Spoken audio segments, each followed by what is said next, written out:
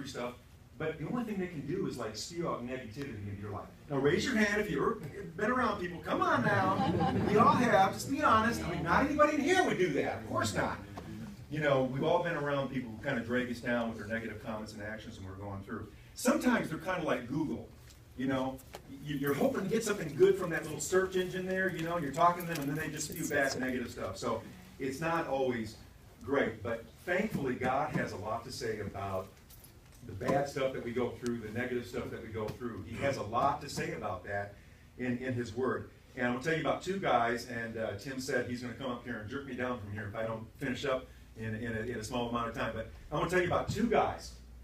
We all know these guys, Joshua and Caleb, in the Bible, and we know the story, and I'm not going to go through the whole thing, but obviously the children of Israel were in Egypt for hundreds of years, all of that, and God rescued them miraculously. And now, a couple, 2-3 years later, they're out in the wilderness. They're standing at the throes of the promised land. I mean, they're looking there. God had promised them this land that's flowing with milk and honey. Like, wow, man, you're going to give me this land, and God has promised this beautiful place for us to go. So they're standing there, and Moses says, okay, you 12 spies, it's time for you guys to go in there and to spy out that land. So they go in there for 40 days, and Joshua and Caleb are among the couple of spies that go in there and spy out the land, right? So we all know that. And so what happens? We all understand what happened there. They came back with the report. And the report was like, it was kind of like this. I'll just summarize it. Hey, woo, there's a lot of good stuff in there. Man, there's a lot of land. It's a land flowing with milk and honey. There's a lot of fruit over there. Woo, it's really, really great. These are the spies. Oh, but by the way, there's giants over there. You know, it's like they Googled the land, kind of like, and they overlooked all the positive stuff, and they focused in on the negative stuff.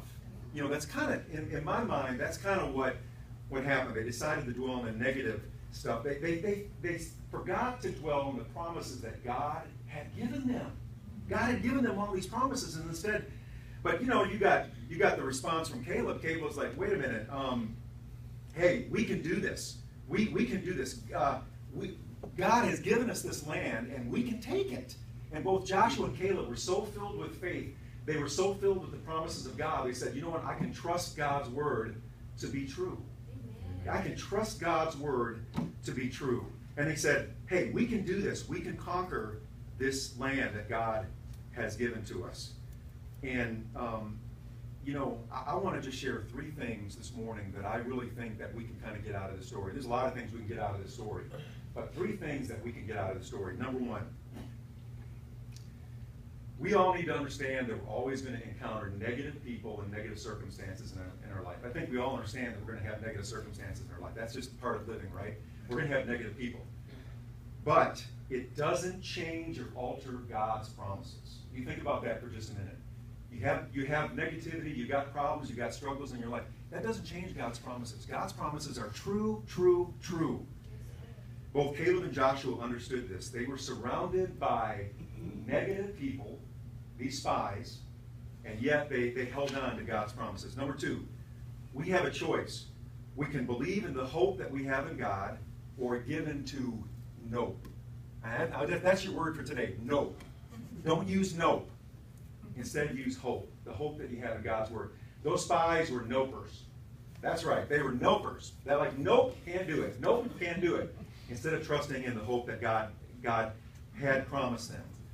We can believe in the hope that we have in God, or we can give in to no. Caleb and Joshua had to make that choice. Either they were going to believe God's promise, or believe all the people who said no, that this is never going to work out. Caleb and Joshua had great confidence in God. They chose hope over no. Okay, number 3. When someone is telling you something negative about your situation, this is what I'm trying to learn. Use the search filter of God's word, with that situation. Use the search filter of God's word to see if it lines up with the truth of God's word. God's promises are true. They're faithful. They will never, ever fail. And you know what? We don't ever have to back down on believing God's promises. So anyway, that's your devotion for this morning. I never get a chance to get up here and talk before you guys. It's great. I love it. All right.